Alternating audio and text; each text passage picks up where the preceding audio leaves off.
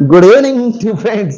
बघा, आज आपण तुमच्यासाठी एक नवीन ट्रिक्स घेऊन आले आहोत जे 10वीच्या बोर्डाच्या परीक्षेमध्ये खूप महत्वाचे आहे. हा प्रश्न 2022-2023 मध्ये विचारलेला आहे. I spotted Meena, rewrite the sentence beginning with Meena.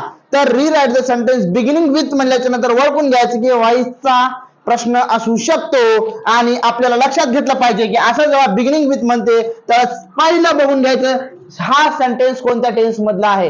हा सेंटेन्स कोणत्या टेन्स मधला आहे.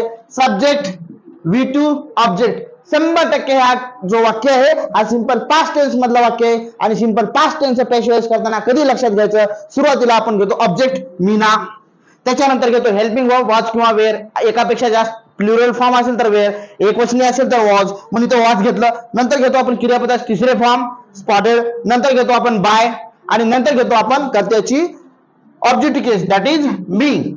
तर सेम वाक्य तुम्हाला दिलेलं आहे आणि हा प्रश्न 2022 आणि 23 मध्ये विचारलेला आहे. पुढील असेच व्हिडिओ ट्रिक्स पाहण्यासाठी लाईक, शेअर आणि सबस्क्राईब